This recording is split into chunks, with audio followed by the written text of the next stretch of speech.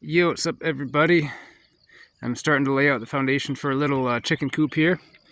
As you may notice, the sun is setting over here in Arkansas, or Arkansas as some of you may want to call it.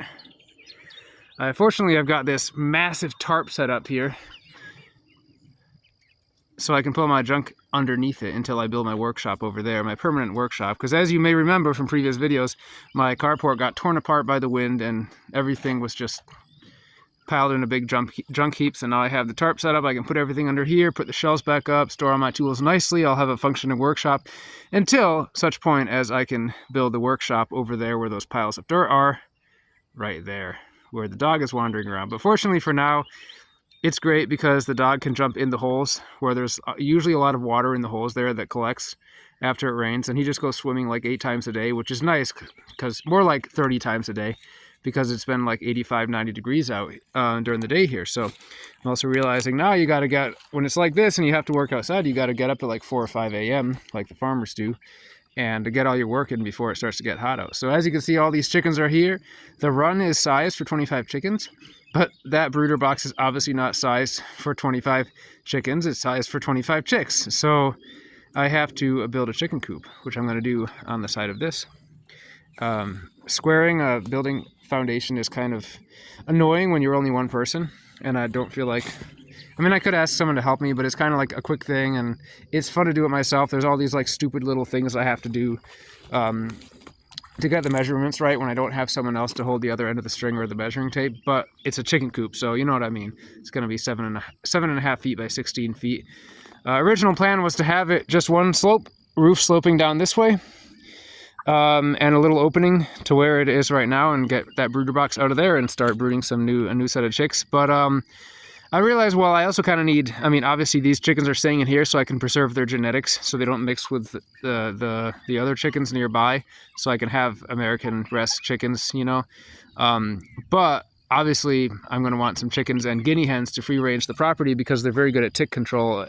Even more so, the guineas are really good at tick control and chicken control. But the guineas, if they're not raised with chicks, they don't really like to go back in the coop at night and sleep, so they decide to go and sleep in trees, which I have plenty of trees in this beautiful rolling meadowland. Beyond that, there's the beautiful rolling forest.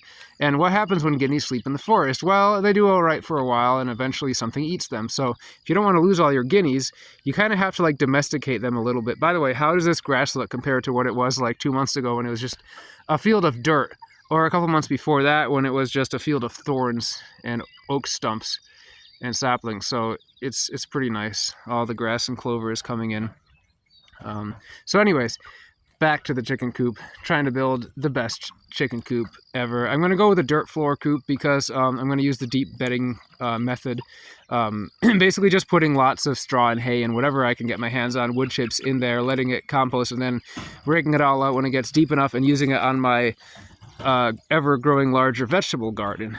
So it's going to be awesome, and it's going to cost a lot less not having to pour a concrete pad or anything. And the winters here don't really get cold. The one downside you read online of the of the dirt floor coops is that it can get kind of cold in the winter, but we have really mild winters here. So yeah, these guys are getting pretty big. The ducks are already like full size, you know.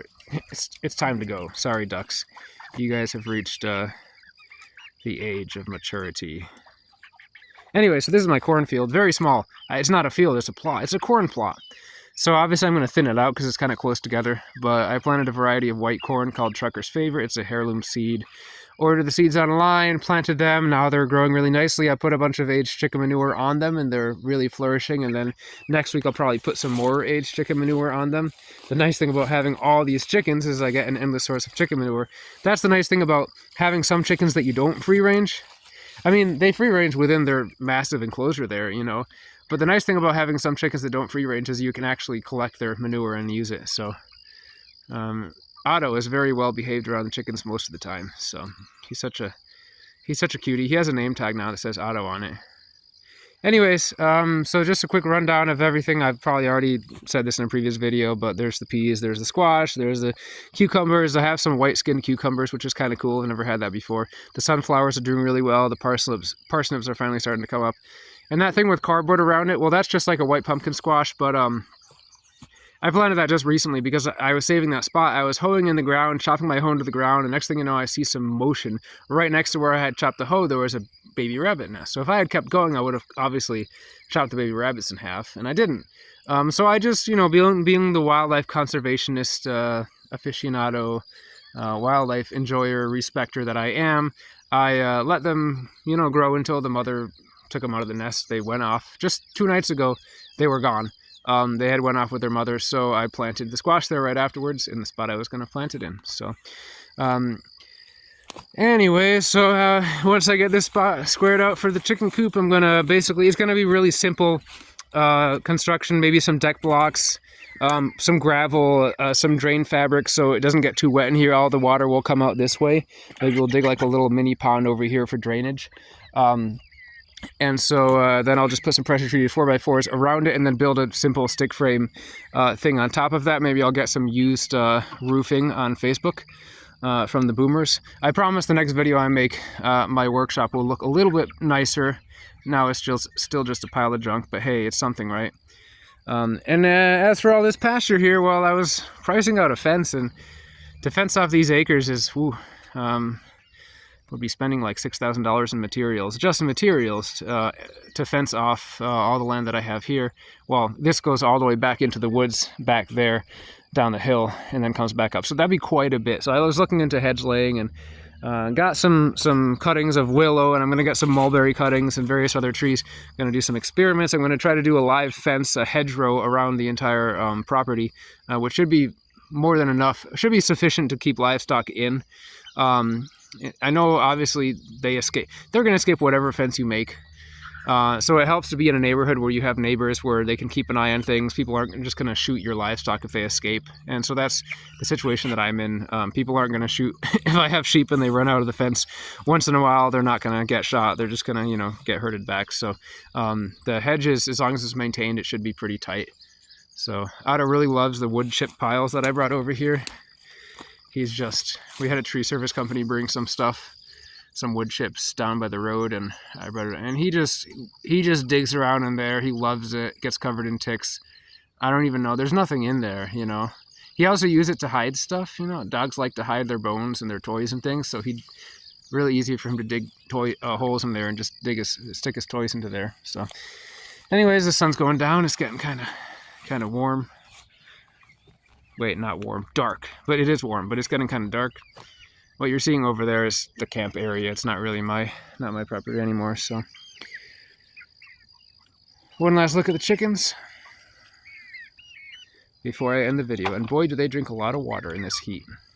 It's not that hot. It was 85 today, but,